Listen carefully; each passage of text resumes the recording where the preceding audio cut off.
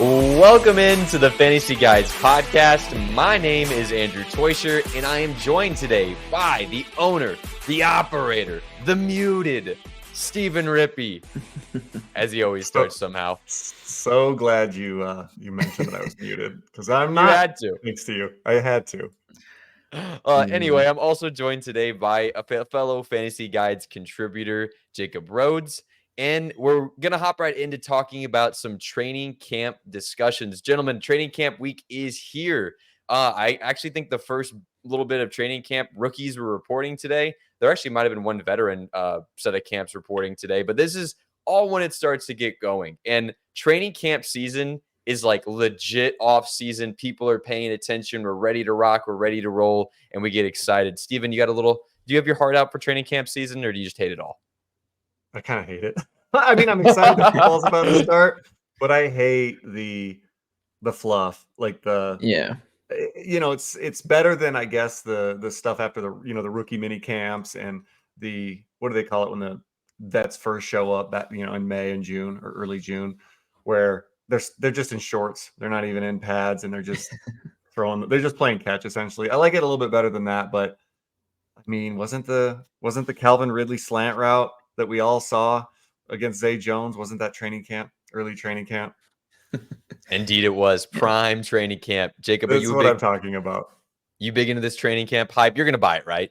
No, I don't know what to believe during training camp. It's tough to sort through it all. We'll do our best, but yeah, there's a lot of fluff out there. And I'm glad. Go ahead. Sorry, Andrew. I do think that there's some takeaways from it. It's just that it's the highlights when we get all loud about stuff. Yeah. I do want to hear though, like things like this player is getting targeted a ton by the quarterback. He's the only one he's looking to. Those are the things I do pay more attention to. I think the thing to keep an eye out for is the things that you don't want to hear. Those are the things that always alarm me more. If some player is doing bad in camp, that's not good. This is the time of the year where he's in the best shape of his life. Have you seen this guy? He's making cuts and blah, blah, blah, blah. If you hear someone say, no, this dude looks awful, that is a huge red flag. Yeah. It's like being the Grinch during Christmas. Like that person stands out. Like we need to address that.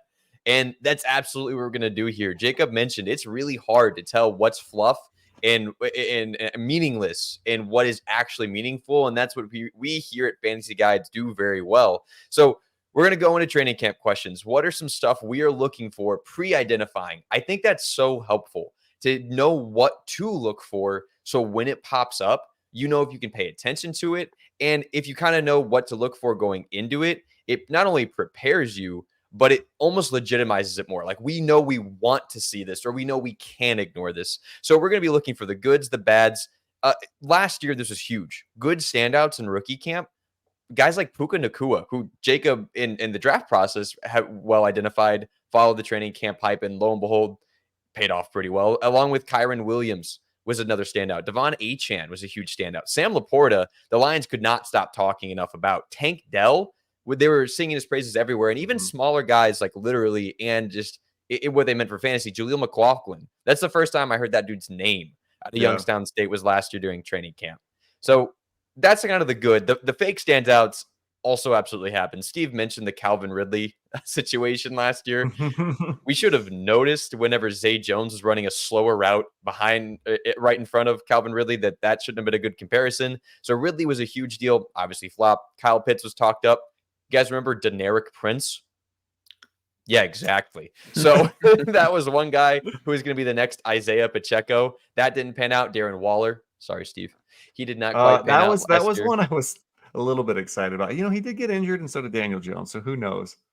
Exactly. But injury was one thing that popped up last year. We kind of ignored it. We paid attention to the good stuff. Michael Wilson was another guy.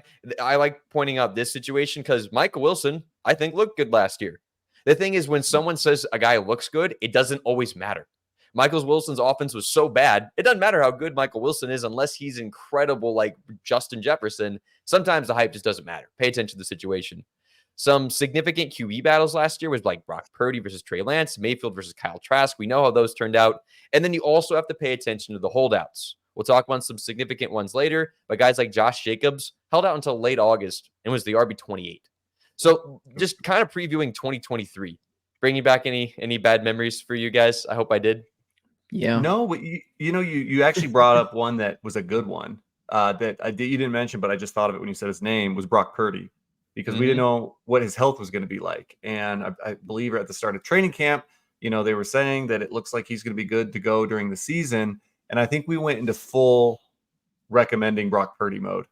Like, he was somebody we recommended a ton as like a late round quarterback to draft, because we were just, the only concerns we had was his elbow, so that was one. So, there's a couple of players I want to talk about on that front with this, but like, when you get that good news on the injury front, that could be something that we want to pay attention to. Steve, then when you bring up Purdy, I actually read an article to remind myself of guys from last year. And the article said, I don't know, Trey Lance is looking really good. He's looking more accurate. He got traded a couple weeks later. Yeah. Those good standouts you mentioned, about 4 of them still went undrafted in redraft leagues. So we don't, people. Some of the hype's worth listening to. Absolutely. And that's what we're going to try to kind of pick through here. We're going to try to predict the hype that is going to happen and say, hey, if we see hype here, buy in. And that's where we're going to start off right away. This is, I'm going to let Jacob take the lead on this one. A classic, iconic question for training camp: ambiguous backfields. Jacob, can you kind of explain to us what the heck an ambiguous backfield is and which ones we need to be paying attention to? Yeah, it is the backfields that we don't have a clue about right now. The draft process is showing that. So we have the main ones I want to point out are the Chargers, the Browns, and the Cowboys, all backfields that we have known for years now to produce very well for fantasy. We know the guys that have been the clear-cut RB1s for those teams, and they've produced well when you've drafted them. There's actually those 3 teams the past 3 years, they haven't had a running back worse than the RB26 overall and the RB25 in points per game. Oh, wow. 3 years, all those teams, they've been top of the line. Those are really good running teams. But now it's a little bit different. Things are a little bit different this year. There's not a single running back on any of these teams going above RB35, which is just wild. That's Gus Edwards. He's the first one off the board out of those 3 backfields. But we know they run the ball. Cleveland runs the ball. They're top 8 in rush attempts the past 3 years. Dallas is top 14, so top half of the league. Chargers are a little bit different. They've always been known to pass the ball more than run the ball, but they've got a new coaching regime in there, so everyone's assuming more run. Harbaugh. Yeah, Harbaugh. That's right. Harbaugh, and you got old Greg there, so there should be a lot of running. It's just ambiguous backfields with guys that we don't know what's going to happen. We don't know who's going to take the reins. There's Zeke and Dowdle. They're both close in ADP. Who's going to take the lead? We're not sure yet, but hopefully camp gives us some thoughts there. How healthy is Nick Chubb? Is that squatting of 500 plus pounds legit? Is that a fake video? What actually happened there? Dude wasn't wearing a brace. How did he do that 8 months post-surgery? I don't know. We'll see if he's healthy week 1. Jerome Ford was actually solid last year. It's weird to say, but he was kind of good. He ended up being the RB16 last year, and he only played in 50% of snaps 7 times. So, wow. Yeah, barely on the field. You guys remember Kareem Hunt? Yeah, he was a Brown last year. That guy was a Brown last year, and he had 164 opportunities. So I think I actually had to remind myself that wasn't 2 years ago. Recently, I saw a picture of him, and I was like, "Wait, did he play last year?" Yeah, he was terrible, but he's not the only one that's leaving opportunities open. You've got Tony Pollard leaving, and he's got 334 opportunities that are open up in that backfield. I have to call you out. Tony who? Yeah. Tony Pollard. Yeah. Tony who? Pollard. Pollard. Nah. Hey, Pollard, you freak. Nah. Andrew, this podcast has a rich history of messing up names and words. Yeah, wait till we get to the Chargers. Wait till we start talking about garnishes. Alrighty, we'll take that one back to last week. Yeah. As you were saying about Mr. Tony Pollard. 334 opportunities gone there. He was 6th in the league in rush attempts. So Zeke, Dowdle, that's a lot of opportunities. And then obviously Eckler gone from the Chargers, and he's got 253 opportunities up for grabs, and that was with missing 4 games. So you got Gus, JK, and go ahead, Andrew. Pronounce the last name there. What's the rookie that everyone likes in LA? The Kamani Vidal. There you go. Kamani. Yeah. I'm here for you guys. Yeah, appreciate that. So yeah, those are 3 backfields I really want to watch in camp. I want to see what guy is getting hype. I want to see who's healthy, because that Chargers backfield. Gus and JK are not exactly the epitome of health. See what Chubb's health looks like. See if Zeke still has legs. These are the backfields I want to keep an eye on because they've been very good for fantasy in the past. And someone on each of these teams is going to emerge and be useful for your fantasy team. Steven, what are your thoughts on those backfields? Which ones are you most excited for? I'm probably most excited for the Chargers. I'm curious to see with Jim Harbaugh there what that's going to look like. I'm curious to see if J.K. Dobbins, after having all these season-ending injuries, can still have some juice. Still look like a good running back. I feel like we hyped him up quite a bit last year.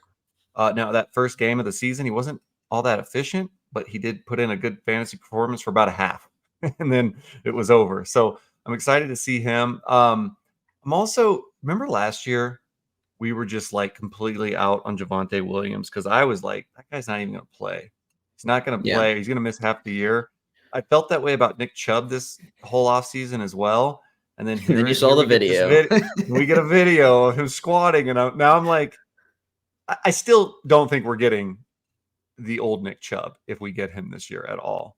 But Agreed. now I'm starting to feel like I wonder if he's going to be ready by week 1 or even just sooner than we think, So I do want to pay a lot more attention to that one and what they're saying. And if I start hearing like he's going to be ready by week 1, I'm probably going to pay more attention to it this year than I would have in previous years, because with modern medicine, it just seems like these guys are ready to play much quicker. So,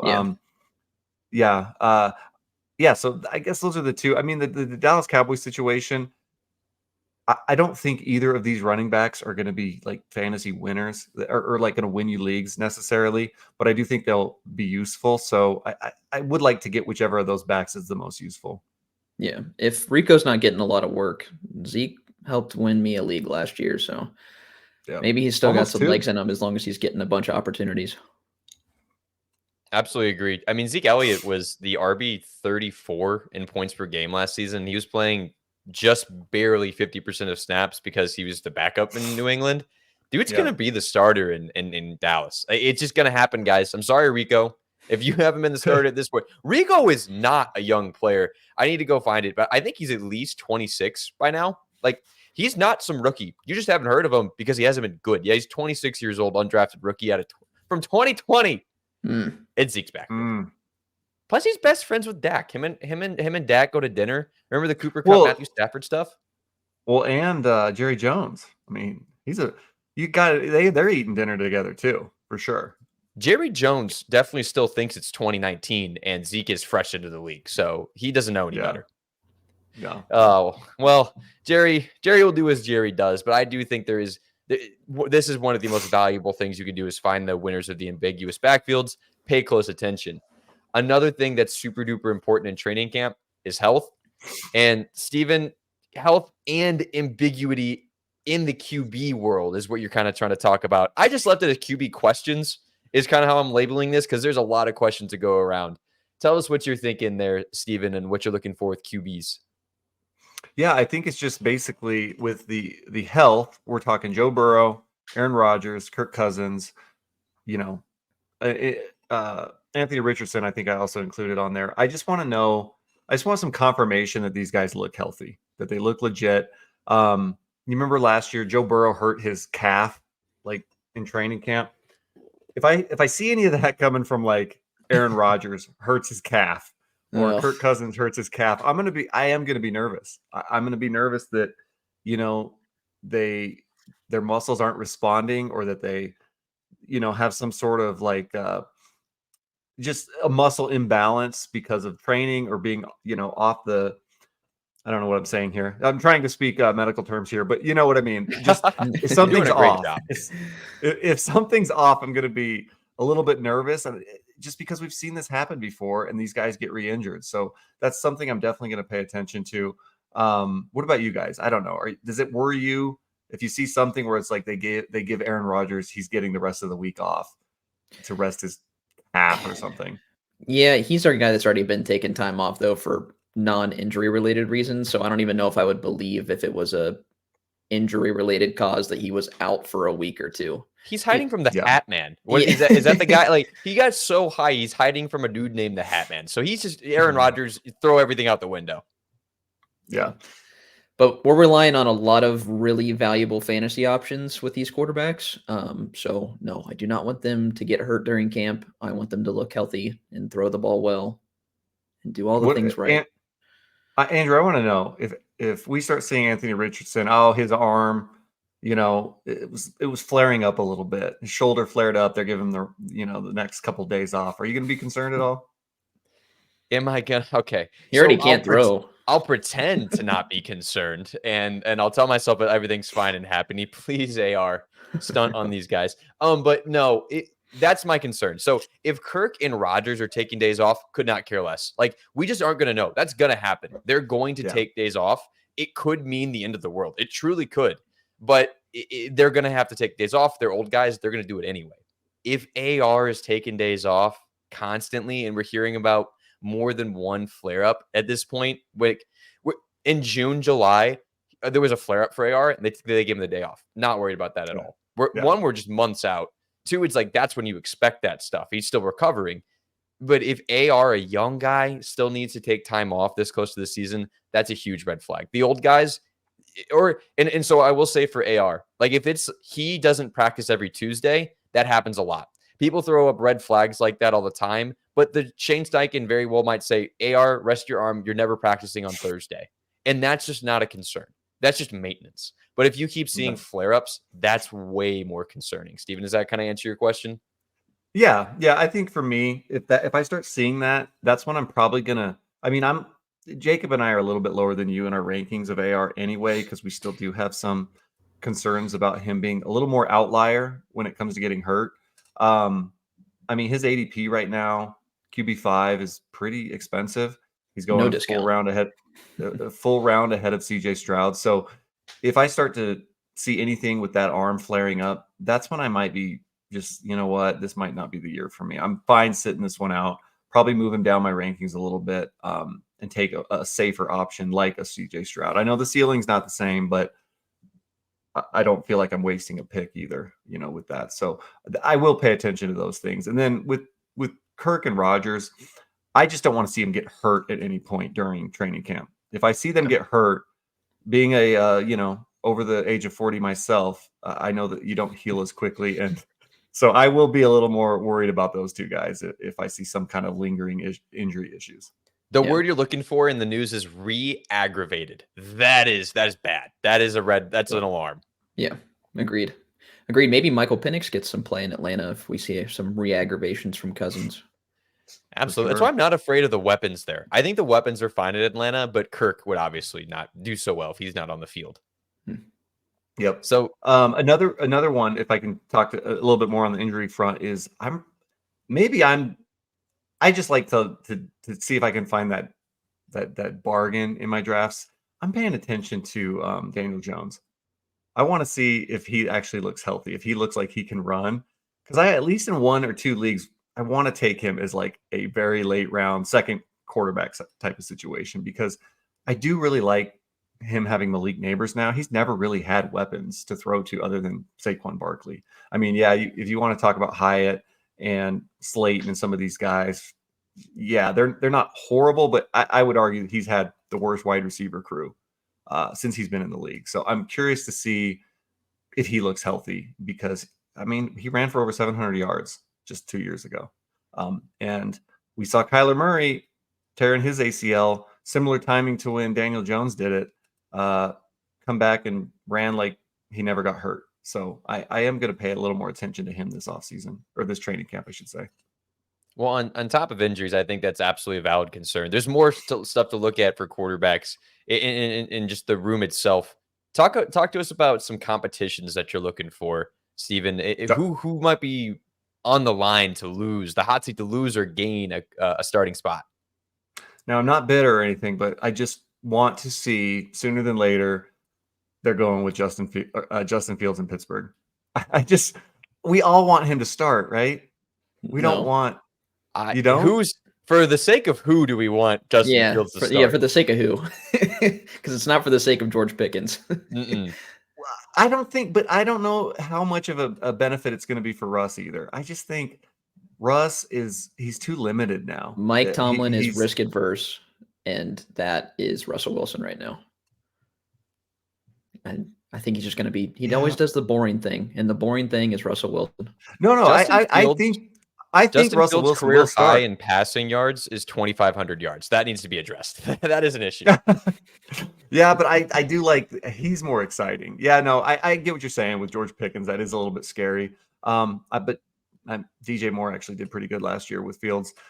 I don't know that Russell Wilson has much left. With defenses taking away the deep ball now, that was his game. And so now he actually has to dink and dunk, which he's never been great at. He's been great at moving around and waiting for the big play to kind of unravel unorthodox. And if you watch that guy in the last 2 years, he can't get away from the pressure. He just cannot. He gets sacked so much. So I'm really curious to see how that one goes. I do agree with you. I do think that that Russell Wilson will start. I think they're going to feel almost obligated, if you will, to start him over Fields. But I want to see. I mean, if Justin Fields starts and if he's starting for the Steelers with Arthur Smith, how high are we on him if he ended up surprising everybody and becoming the starter after training camp? Low end high are we quarterback at? 1. Yeah. If he's starting 17 games. Definitely top 10. Yeah. Yeah. So I think there's a lot to unravel here. There's a lot riding on the pass catchers, and there's a lot riding on the quarterback position there. So that's what I'm going to pay attention to. Yeah, if we get to camp and he's still doing special team drills, though, we've got a problem. Yeah, I'm not expecting it, but but I will be paying attention. And then the other one, I think we all hope happens. Drake May, obviously, I hope to see him start. I've seen so many Jacoby Brissett movies. It sounds like he's not going to start, though. I know. But we'll see. Yeah. It's one to keep an eye on for sure. Yeah, so that's one. I'm not that excited about the Patriots in general this year, but another rookie from that class, JJ McCarthy, that's one we're all hoping he just looks so good in camp that I'm hoping they pay him. Start him, right? Well, that's true. They still got to pay the guy. But yeah, for clarification, JJ McCarthy is not been paid his rookie contract and is holding out as a rookie. That is bold, and I love it. Well, Caleb Williams just now got paid today, so okay. For it'll reference, happen. We know it's going to happen. It'll happen. For crying out loud, Minnesota. We don't want to see Sam Darnold. Yeah, I just hope he looks really good to start because I don't even want a week of Sam Darnold. No. Yeah, we could get 2 weeks of Sam Darnold, but I'd rather not. I'd rather just get McCarthy from the get-go. Yep. I think we're getting Sam Darnold, friends. I'm really sorry. I think we do get a couple weeks of him. I think so too. I'm hopeful here, Andrew. That's fair. But especially if JJ misses any part of training camp, that's another huge flag. I don't think we're going to bring it up at any point. Rookies missing training camp due to injury, way more significant than if a veteran misses training camp to injury. And it's not because of the injury, because those young guys heal up quick. It's like JSN last year. I think part of the reason that dude's year started out with him being the gadget guy was because he literally did not practice for like a bunch of training camp and the first couple weeks of the year. So that's pretty huge. So if JJ's sitting out at quarterback, he's doomed. If he even misses a week or two, he's doomed. Yeah, so. During training camp, you can't miss time as a rookie for sure. Absolutely not. It's such an underrated thing that does not get paid attention to enough. But we got to go answer some more questions. And here's one that I have no answers. I really don't, but I really want to try to see if we can't figure it out. The law, gentlemen. Turns out you got to follow it, even if you're rich, because then the NFL might have to suspend you because then it could lose them money. And that's why they really care. But regardless, a couple guys who could find themselves being suspended. One is Rashee Rice. We know the situation. He was caught and he was racing and very dangerous and was arrested. And we're still waiting on his suspension to come. It happened early enough in the offseason. We have to assume he'll get suspended this year. But at this point, I don't know when he's getting suspended. We're still expecting somewhere between 1 and probably 8 games. But I really wouldn't be shocked at 8. I wouldn't be shocked at 2. But then recently, another young man, another young receiver really wanted to run fast, wanted to drive fast, actually stopped driving entirely. Jordan Addison, if you recall, last year was found going 140 miles per hour on the highway. And he said it's because his dog was sick. Now, I called I forgot about that. Yeah. I forgot about that. 100%. But I do the same for my dog. So. Oh, I just don't believe the dog thing. Yeah. I guarantee a cop pulled this guy over, knew he was famous, said the dog thing, and went with it. And I guarantee that just ran in the media. And then Kevin O'Connell came out and said, we can't have that. That's a shame. That should never happen again. Okay. Fast forward to this offseason. Jordan Addison wasn't driving too fast. The issue was he was found on his way to LAX, just stopped in the middle of the freeway because he was so drunk, he fell asleep at the wheel in the middle of the freeway. That is downright terrifying. And this is a second offense for Jordan Addison. He's going to get suspended.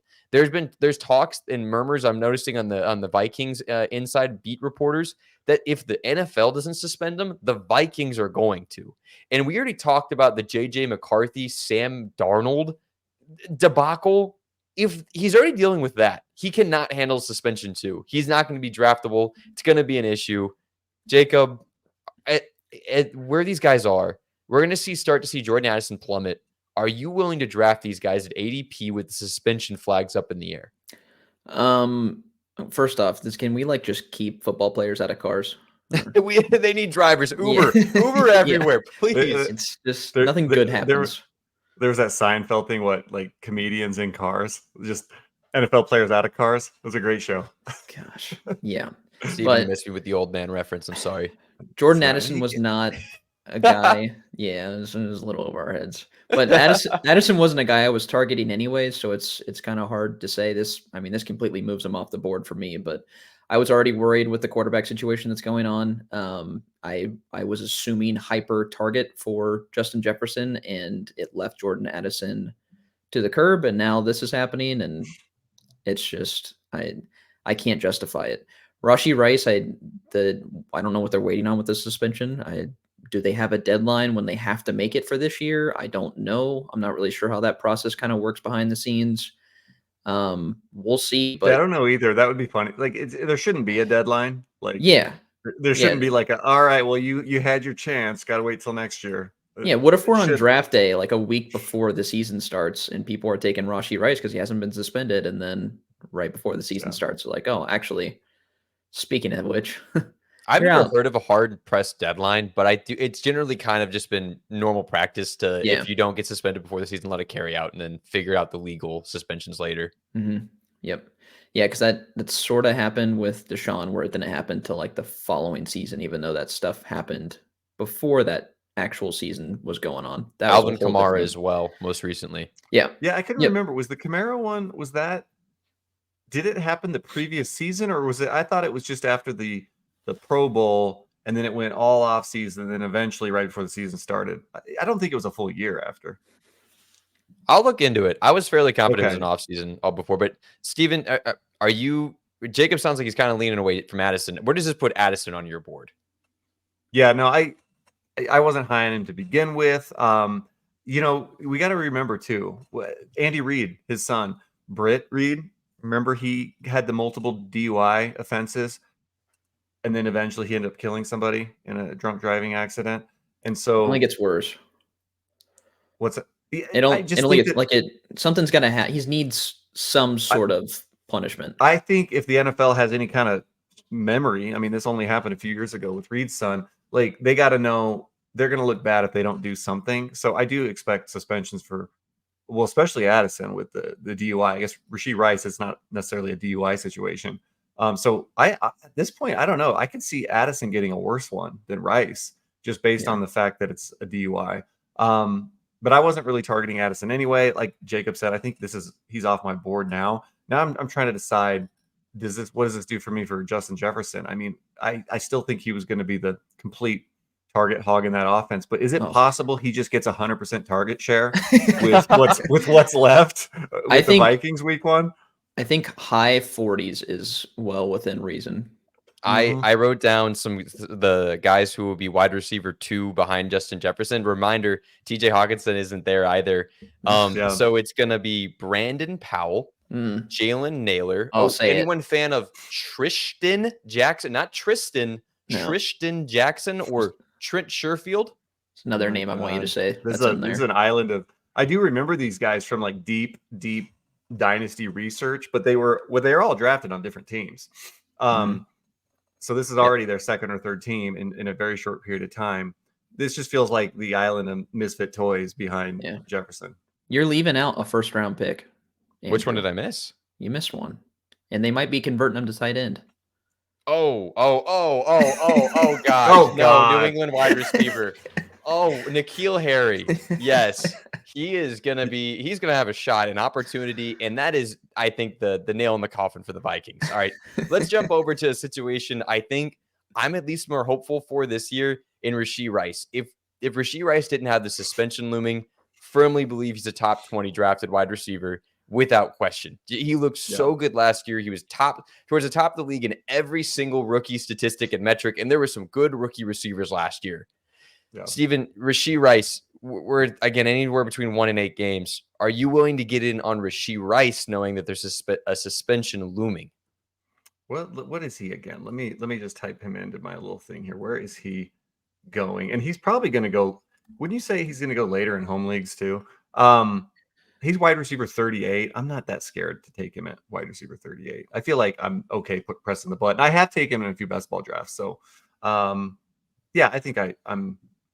That's not so expensive that it's not gonna tank my league if I take him at pick 65. Like I could still recover from that. Yeah, I'm fine with that ADP. I think we don't see a suspension happen this year for him. A couple weeks before your home league draft start, his ADP is going to be in that wide receiver 20 range. I think it'll climb rapidly. If he's playing half the season this year, he will be worth a draft pick because that'll be the latter half of the season when you're winning your leagues. And he was a guy that was kind of doing it last year already. I think he's good enough to help carry people to titles. So if he's on the field, he's great. I think he's going just 2 wide receiver spots ahead of Jordan Addison. I mean, this might not. We probably don't have time to adjust for this latest thing with Addison, so I imagine he's going to fall even further. But I definitely feel more comfortable with him. Now, what does this do for the rest of the receivers in the Chiefs wide receiver room? Because we do have significant, at least semi-significant guys. There's Hollywood Brown there. Obviously, Travis Kelce is the number 1 receiver. No one's questioning that. But it's Patrick Mahomes. There's going to be a second guy of relevance. So, I mean, especially Xavier Worthy getting started out as a rookie. Steven, what is his suspension? If he's not suspended, what does this do for those receivers in your opinion? And if he is suspended, what does that do for these guys in your opinion? Yeah, that's actually one of the things I was the next thing you were coming to me as I was going to talk about the Chiefs wide receiver room as far as like paying attention to it during camp. Because he's going to be there during camp unless we get some sort of suspension thing that prevents him from doing camp. So we're going to see all 3 of these guys at camp. And my guess is he's going to be the one that has the best connection with Mahomes because he played with him last year. My gut is, though, I still think Hollywood Brown, I still think is a good wide receiver. So I think a healthy Hollywood Brown is the next man up. So I think I feel way more confident in Brown in either situation. If there is a suspension, I think that Brown could be a league winner type. You know, if he's healthy. We've seen him be top 5 for spurts with both the Ravens and with the Cardinals. So I'm more confident in that. I just think that Worthy, I mean, he's probably going to be the 4th option potentially if everybody's playing, behind Kelce and Brown and Rice. So Worthy, I'm less optimistic, but that's what we might see in camp. If we start seeing a connection with that guy, then I'm going to pay more attention. But that's just the way I see things playing out so far. I'm very optimistic about Xavier Worthy. I think by end of year, he could be the number 1 target on that team. I'm less optimistic about Xavier Worthy. We know. I think even if I think Marquise Brown coming in, it was a slap in the face saying, hey, Xavier Worthy, sorry. Even if that Rashee Rice guy is out, Hollywood Brown's the 2. Because I think Hollywood's going to fill the role they want Xavier Worthy to eventually take. And I think this year, Xavier Worthy, go look at the statistics. A lot of his receptions last year were behind the line of scrimmage as screens. And the rest of them were pretty much like getting either slants or downfield as a field stretcher. That's not the targets you're going to want, especially for a little guy. Honestly, Rashee Rice is going to fill a lot of that role. So I think Xavier that was Rice's role last year, essentially. Exactly. He was getting all the easy short stuff. Yeah, and it worked well for him because he was playing that Juju power slot role. We've seen what these little guys do on the Chiefs offense. They do really cool things. Kadarius Toney, he had some awesome games, but it's going to be a couple big games here and there. Better in best ball, we like to say maybe, especially as the rest of the year goes on. So I think that Rashee Rice keeps his role. We see Xavier Worthy kind of find that Kadarius Toney speed gadget role, and I'm not in on Xavier Worthy. I think Worthy will be everything we wanted MVS to somewhat be in Kansas City and more. You know, it's so funny with all this talk. Like you forget about Kadarius Toney, but he's there. But he's, I guess, their fourth wide receiver. Which honestly, if that's your wide receiver 4 or 5, it's not the worst thing in the world. You know, you just listed off the names of the Vikings number 2 and 3 wide receivers after Addison, and I don't know. All of a sudden, Tony's not looking so bad. Some numbers for reference that I think will kind of put it into perspective. Justin Watson had 53 targets last year. MVS had 42. Tony had 38. Mecole Hardman had 21. A lot of that ambiguity that they had with their wide receivers trying to figure out, all right, who's going to catch the ball this week, for crying out loud. Xavier Worthy's going to catch those passes. Hey, there's a world where Justin Watson comes out and he's a wide receiver 2 in fantasy. We will not let Justin Watson be lost in this Not discussion. on this earth. I will quickly move us on after that one, though. And Stephen kind of started bringing it up after, in the midst of our suspension talk, is the chemistry. And Stephen, I want you to lead off talking about that. Chemistry is in, like, if I combine, baking soda and what's the other thing? I'll create a volcano. That's what you want to talk about? Yeah, I think just water, right? Baking soda and no, it's another thing. I'll look it up. But it's vinegar. It's vinegar. Vinegar, yes. Who's going to be the explosive chemistry combination here? Well, I think with Buffalo, we'll start with Buffalo. I'm still Khalil Shakir.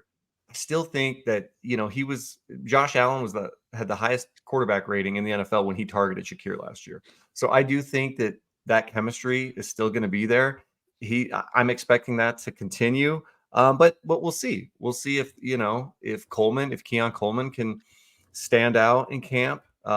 If Curtis Samuel, I'm really curious to see how they use Curtis Samuel, because we know he's very gadget-like. He's very versatile. We've seen him also be a wide receiver 2 for spurts during his career at different times. It seems like he also does it when he just went to Washington, early on. It feels like, I feel like teams get excited as this gadget toy for a little while, and then they get bored of him, and then they don't re-sign him. As soon as everyone spends fab on him. Yeah. So it's so true. So I'm curious to see what's there. And also I want to see, we talked about this with the New York Giants last year, and it was like Darren Waller is the only guy Daniel Jones is throwing to. I want to hear that with Dalton Kincaid. I'm expecting to hear that. I'm expecting to hear, that he's the most targeted guy in the field. And I just want that confirmation, because I think that duo could be electric. Yeah, I absolutely agree. I think Dalton Kincaid has real tied in 1 overall upside. I don't think it's likely. I don't think Dalton Kincaid was that good last year, unfortunately. I didn't see the pops of talent I wanted to. So I don't think Dalton Kincaid can be some world beater tight end. But there's a world where he has to be like Evan Ingram and near the league record for receptions, because there's no one else here. Khalil Shakir is some slot receiver who honestly wasn't that great in college, hasn't commanded that many targets in the NFL. And although he had some pop games, I don't think he's that great. And no one else there is that amazing either. Gabe Davis, Stephon Diggs, both gone. Jacob, do you think Dalton Kincaid can lead the way for that team? I don't love his splits with Dawson Knox. I think he started to emerge once Knox went down, but I do think Kincaid can. There's no reason he can't be the number 1 target on this team. Trent Sherfield, like I just said, is a Viking as well. He was also there, big Trent Sherfield. Yeah, no, I just think, Kincaid was a rookie last year, and he was a rookie tight end. So he still had 73 receptions. He only had 13 fewer receptions than Laporta. I mean, he did have quite a few fewer yards and quite a few fewer touchdowns.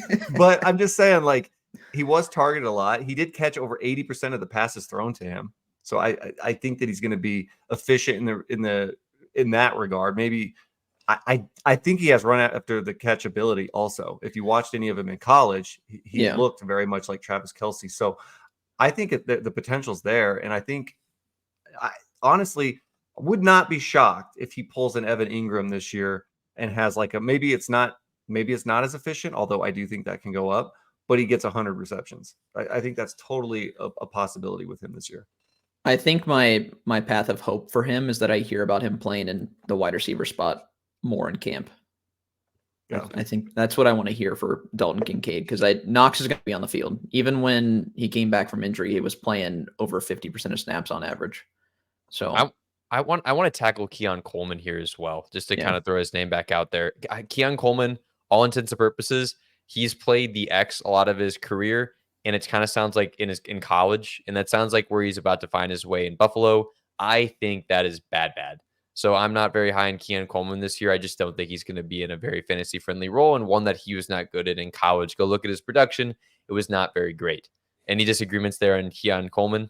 He's going to make some cool plays. No, and he looked really cool in his Macy's coat. I think we're going to learn a lot about Josh Allen this year. I think we all think he's great. But you remember when, Deshaun Watson, when they lost DeAndre Hopkins, and we were all a little bit down on him, and he had like his best season. So I'm curious if we're going to see something similar like that with Josh Allen. Can he still be the overall QB1? I still think he can. But, man, I feel like it's putting a lot on his shoulders this year. So I'm curious to see how he responds. Yeah, I really hope Josh Allen is not like Deshaun Watson and the other way. Stay away, Josh. He's not a good influence. Some other QB chemistry questions that you had for us to talk about. I'll just kind of blitz through them. You tell me which one stands out to you the most, Stephen. Which one do you think has the most value? Which one's the most interesting to you? We have Mahomes with his wide receivers. Talked about it a little bit. CJ Stroud with his new toy, Stephon Diggs in town, the other two guys that are already there. Caleb Williams is a rookie with his wide receivers. Justin Herbert with McConkey and his cast of whatever the heck is there. We got Trevor Lawrence with the new rookie wide receiver, Calvin Ridley gone. Evan Ingram maybe the target one. And then we also have Cousins needing to figure out all of Atlanta. Stephen, which one of those is standing out the most to you? Well, I don't know if I feel like Caleb and CJ Stroud, it's a little bit similar. Like we both really like the wide receivers on those teams. I'm just curious to see who's getting the most chemistry right away. With Stroud, is it going to still be Nico? Because they played together, or will Diggs look like the guy? Like, is he going to favor Diggs? Is he? He's a good nearly 10 years younger than Diggs. Is he going to feel obligated to like throw to the guy before he turns into a diva? I'm just curious to see respect your elders. Throw it to the old guy. And to the same point, I'm kind of curious to see, Caleb Williams. Is he going to do that with Keenan Allen? Is Keenan Allen going to be the guy, or is it going to look like DJ Moore is just, the younger, more electric guy that he's throwing it to more? So I am those ones. It's way more ambiguous, and they're all really good. Is Rome Odunze going to be an afterthought, or is he going to, stand out in camp? So I'm really curious to see who's the alpha, even if it's like a 1A to 1B situation. Who's going to be the alpha looking receiver in camp? Yeah. The Bears is a good one to bring up because August 6th, we get Hard Knocks, and we get even a more in-depth look at training camp for the Bears, and even more hype is going to be thrown their way for all pieces involved. So keep an eye on that. Yeah, I can't absolutely. Wait. I think the Bears one's great as well. I think one I'm paying extra special attention to is Justin Herbert with Ladd McConkey, mostly because I think like Kirk Cousins in Atlanta, I just think there's two guys to throw to there. They're both going to get the ball. Mm-hmm. Trevor Lawrence, I think rookie's going to come along slow. Now, Brian Thomas, I think is absolutely should be talked about. There is like if you start hearing Brian Thomas looks amazing. He can't stop throwing to Brian Thomas. Brian Thomas is a different level of talent than any other receiving option in Jacksonville. So I guess I'll pause to talk about him a little bit. Brian Thomas was drafted to be special. Brian Thomas is one of the most athletic receivers ever drafted into the NFL. His upside is insane. He had huge production at LSU. If we start hearing Brian Thomas hype, I mean, I'm willing to just take off to the moon. It's the profile you want. I guess I was going to talk Justin Herbert and McConkey, but do you guys have any? Am I too optimistic here on Brian Thomas? Sounded like you were talking about Xavier Worthy for a minute. So oh, get out of here! I'm in the pod. A lot of the same things with Worthy there that you mentioned for Thomas. My gut feeling is you are a little bit too high on Brian Thomas. just You're I'm because saying if we hear big things, I don't think there is going to be huge things, but if I start hearing like target hog in camp, You willing will. to go places. He's good. no, I think he's good. It's just more, he wasn't the best receiver on his team. I don't think he's on that same level as the elite wide receivers in this draft class. I think he's really good. I think he's a guy, though, that I could see it taking a little bit longer for him to like. I don't know that he's going to hit starting in training camp this year. I feel like he's a guy that you develop, and second half of the season is when we start to see him take off. I still think they have a role that they want for Gabe Davis. I think both these receivers do some of the same things, stretch the field. I'm just curious. I'm really curious to see how this offense, like the dynamic goes. Is Christian Kirk still going to be kind of his safety belt? Is Evan Ingram still going to be the guy that he's looking to in camp a lot? Or is he going to open up the offense and really, try the big plays with a Brian Thomas Lake? So yeah, I agree. That's why I put it down. It's one I'm curious to see what it looks like in camp. I'm excited about Brian Thomas. Justin Jefferson was the number 2 on his college team. So yeah, I just think Neighbors is Brian. You heard it here. Brian Thomas is the next Justin Jefferson. No, but Neighbors was like next level prospect. Him and Marvin Harrison, genuinely 2 of the better wide receiver prospects in the last 10 years. And then there's Brian Thomas on the same team. And it's to be noted, Brian Thomas was new to the receiver position. Like he wasn't always playing wide receiver all throughout high school. I believe he's a basketball player for most of high school, and so he's new to it. And he developed. And if you watch the film, he got better as a receiver as he went to the second half of his college career in his 3rd season, which he was only a starter in his 3rd season because there was good receivers before that at LSU. I'm just saying, if we see hype out of training camp, that one I'm willing to buy and extra get excited for. I'm not saying it's going to happen though, but I think we're kind of all in agreement there. If it happens, pay attention to it. Lastly, McConkey, I think that's one we're going to hear because I think McConkey is just far more reliable. And I don't think he's an A-tier receiver prospect, but he's definitely a B-tier prospect. And it's going to be consistent and it's going to garner targets. And my goodness, they need to get some targets out there because Josh Palmer and Quentin Johnston, they're not going to be the target hogs there. No. Mr. McConkey fits that profile. Yeah, that's the confirmation bias, I think, Andrew. So we expect that.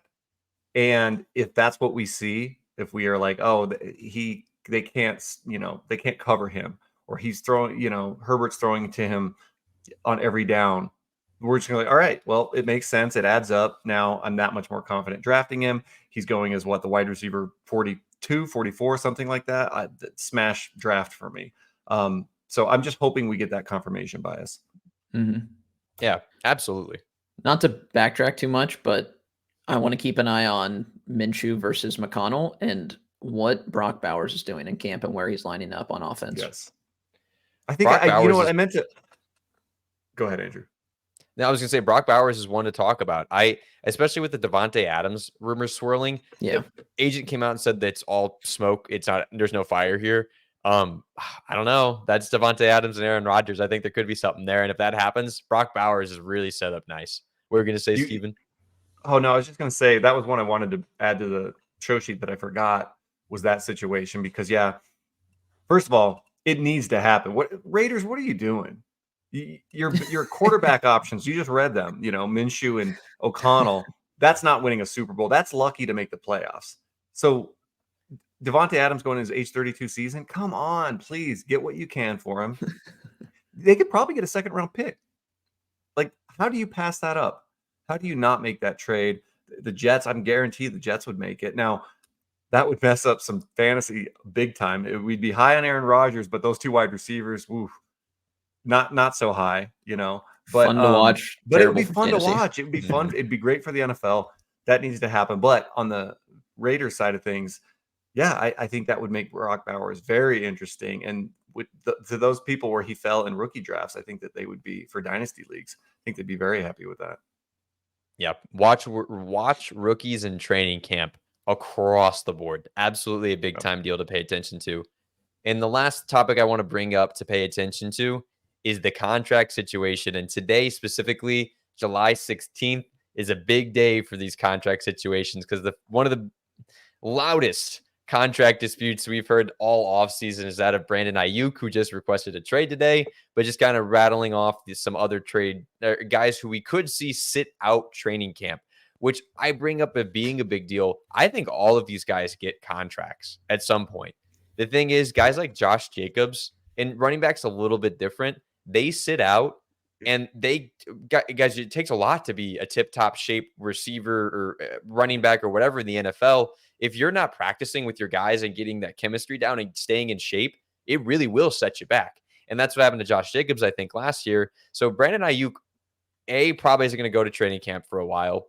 And B, if he gets traded to like Carolina, and we're getting excited because he's the wide receiver 1 there. Dude's got to learn who Bryce Young is, and then he's got to get chemistry developed. I really think there is no win here except for Aiyuk to sign a contract really soon. Absolutely. If he goes to any other team, don't expect what you saw in San Francisco. Yeah, San Francisco's it's just such an efficient offense anyway. Like if he'd have gone, in the start of free agency, got traded or something, I still would be a little bit hesitant with him, going to like a Carolina, for example. And there's no situation he could land in where it's going to be an upgrade, I think, anyway. There's very few situations. Patrick Mahomes is the only upgrade, but even at this point, it's a problem. No, I don't think it would be in that offense necessarily. But yeah, let's just hope he gets re-signed. I still think that's probably a chance that could happen. But I don't know. It's Kyle Shanahan, man. They did draft Ricky Pearsall, right? Pearsall. Attaboy, proud of you. Yeah. So I don't know. And then that would have. I still don't think it would have a big effect on Pearsall year 1 with all the other weapons there that they have in San Francisco, but make me more excited for next year. Absolutely, and I think the best case scenario, still an option, is Deebo Samuel gets traded because it's a financial thing at this point. They paid a lot of guys in San Francisco this offseason. There's a chance Deebo eats dirt, gets out of town, and then it's the Aiyuk offense. I mean, there's still other pieces there. Yeah. But that's best case scenario at this point. That feels so terrible if you're Deebo Samuel, where Aiyuk requests a trade and you get traded so they can pay him money. Like that's I wouldn't even feel good if I was Aiyuk in that situation because I'm sure him and Deebo are close. They gotta be friends, right? Yeah, they have to be friends. You would think so. That's hopefully he stays because anywhere he goes is a downgrade for him, and it's gonna really mess up whoever else is there. So absolutely. It's a nuke that is ready to be dropped in the fantasy world. I've actually went and dropped Mr. Aiyuk down in my rankings a little bit because at this point I'm really starting to get concerned. Behind him, I think I don't think I've got him that far. It's not wide receiver 35. Come on now. Whoa. No, I don't have him that low. I think you're right, Andrew. I'm gonna have to look at it too. I think I still have him as like a back end wide receiver 1, but I don't feel as confident about that anymore. I might have to make him more of a mid-range wide receiver 2 for now. Especially because he's an efficiency guy. So if I have any reason to question your efficiency, you got to drop. Now, one guy who does not need efficiency but still had it anyway, which is what makes him so great, CeeDee Lamb is looking for a contract. He wants to be probably the highest paid wide receiver in the NFL. He said, Justin Jefferson, that money's cute. I would like to take your throne right now, please. Are you guys worried about CeeDee Lamb, who should just find himself back with his QB, who the Dallas Cowboys are hysterical. Their quarterback, their receiver, and their star borderline best defensive player in the NFL all need contracts next year. Good job, Jerry. Can't pay them all. He's going to try.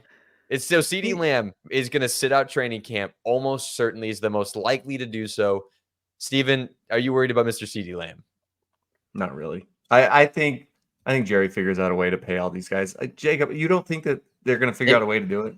Not with the money those guys want and deserve.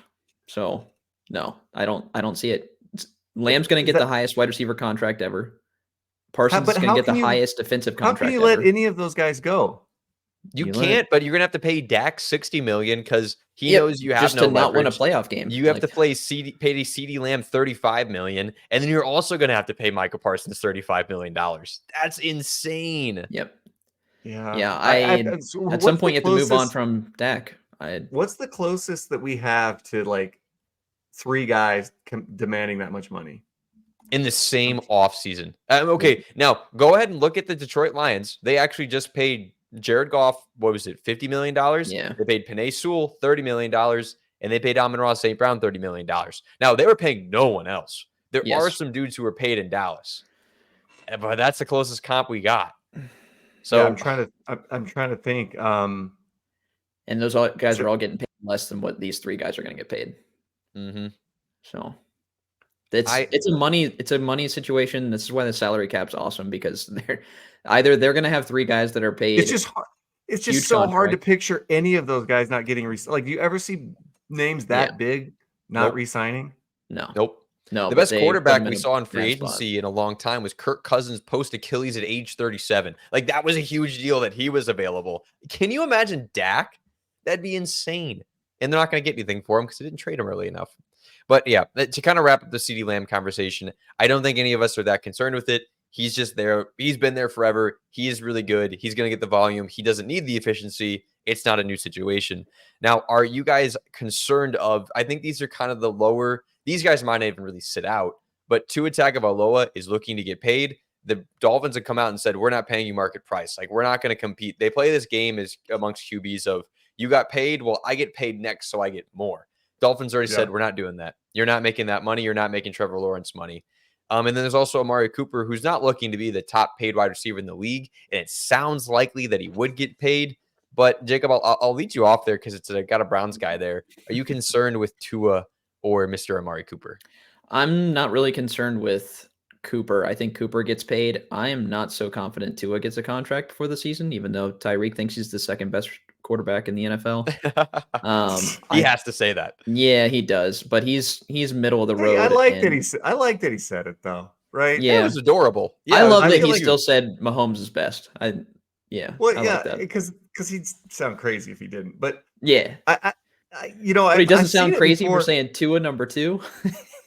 No, it tells me he's a good teammate, because I feel like I've seen this happen before with other players, and I'm not going to remember, but it's like they're their quarterback. I feel like Justin Jefferson might have done it a little bit with Kirk Cousins. Like, he was pretty far down the list, and like I feel like it was a little bit insulting. I like that he stuck up for his guy. He's wrong, but I like that he showed he's a good teammate. I like it, but he is dead wrong. I think this is the right move though for the Dolphins. Who was the last one? Was it Jared Goff, where the Rams were like, no, we're not going to pay you that kind of money? No. They paid him and then traded him. Yeah. They went the opposite way. I really do think that's the right move. They're going to sign Tua to a solid contract, and then Dallas and the Dolphins are going to make a trade for quarterbacks in a couple of years. That's my dream. That is my dream. Don't even throw that in my head, Jacob. I've been thinking that already. I don't need that back in my head. Dak Prescott running a Mike McDaniel offense. Woo! I can get with that. I just know Tua, like, that guy's not winning a Super Bowl. I just don't think it's happening. I don't think he's the way about a lot of quarterbacks. Yeah, he's fine, but they don't need to pay him a ton of money. And I especially think with that system, so similar to the Kyle Shanahan system, I feel like they could find a lot of quarterbacks that could do well in that system. Agreed. Absolutely. Devon Achane to the moon, no matter who's there, especially if they don't have a good quarterback. Devon Achane, I'm moving up even higher. That's probably a discussion for another pod, though. Is there anything you guys were wanting to circle back to, or anything you're most excited for training camp that we didn't bring up? I can tell you I'm not that excited for the Broncos training camp, sadly.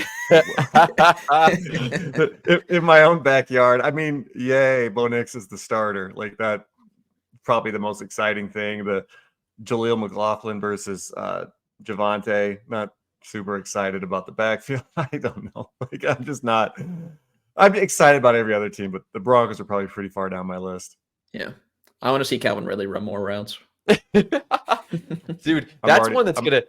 We didn't even bring that one up. Will Levis is gonna get some stupid amount of hype because he's gonna make some pretty throws with no defenders around. Well, yeah, D-Hop and Ridley are gonna make him look better than he is. Yeah, those guys will make. That's a good problem to have. Those guys as your wide receiver, they'll make anybody look good. Yep, they're gonna try their best at least.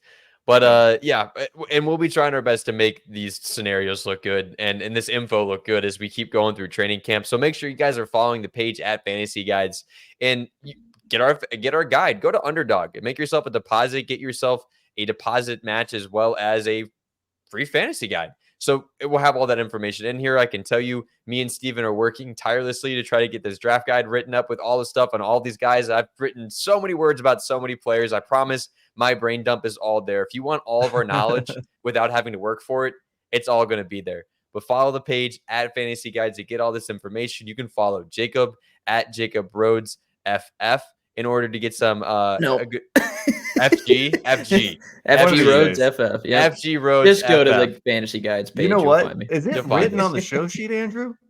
I am scrolled too far down and was far too lazy to go find it. I was going to say we just couldn't just have it on the show sheet, for every episode. But I don't know. I've replaced Jacob's tag with all this information about fantasy players I'm about to share with the world. I'm out of here. I got you. And then you can follow me at TortureFGA. I try to drop some stuff on my page at least every once in a while. So make sure you're following the page. We'll give you guys updates as much as we can. And say goodbye to the folks at home. Peace. Later.